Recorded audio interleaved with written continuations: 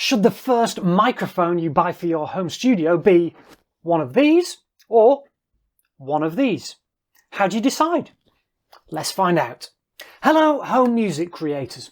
Should you buy a dynamic microphone or a condenser microphone as the first mic in your home studio? Now, if you don't know, dynamic and condenser microphones are two different types of microphone. If you want to know more about the differences, check out this video on that card up there, which does a good job in explaining basically how the two different types work. Now, a lot of people will tell you that you should buy a condenser microphone, in particular a large diaphragm condenser microphone, such as this one, which is a Rode NT2A.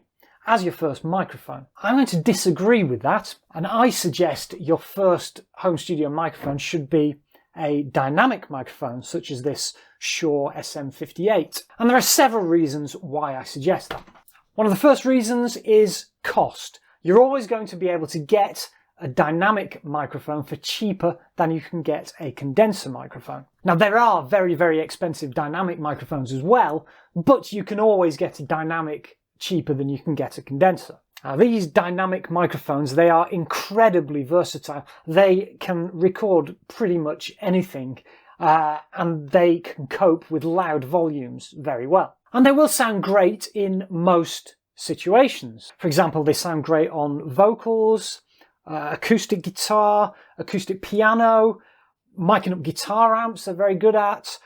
They cope better with loud sounds than condenser microphones. And very often female vocalists prefer to record with a dynamic microphone over a condenser. The reason for that is these tend to give a bit more body to the voice and emphasize the bass slightly more than condenser mics. Typically, female vocalists don't need the sort of high-end sparkle, which is something that you usually get from a condenser microphone, because that's already present in their voice. Now, my singing voice is actually quite female-like in a lot of ways. It's quite high. So I actually prefer to record my voice with a dynamic microphone rather than a condenser. Now, these things are also tough. I mean, these Shure SM58s are built like tanks. There's a reason that so many people use these things live, whereas condenser microphones are a bit more delicate and a bit more sensitive, and you can break a condenser more easily, typically, than a dynamic. Now, having said all that, that doesn't mean that a dynamic microphone is the best microphone for all situations. For example, I've already mentioned that large diaphragm condenser microphones typically give you a little bit of high-end sparkle, which is great for male vocals, especially if you've got a male vocalist with a particularly deep singing voice. Condenser microphones also sound great on acoustic guitar, especially if you've got a big boomy acoustic guitar, like a full dreadnought size. I typically record acoustic guitar using this mic in this home studio here.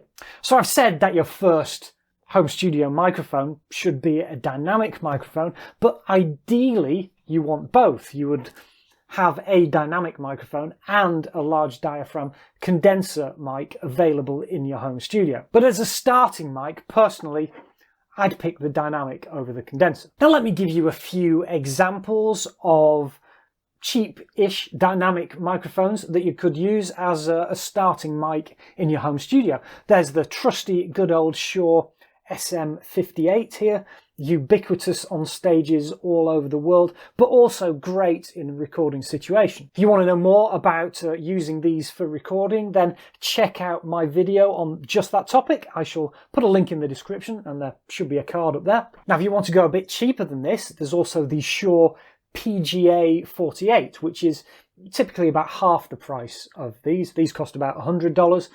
PGA 48, typically about $50. But it's not just Shure who make great, inexpensive dynamic mics.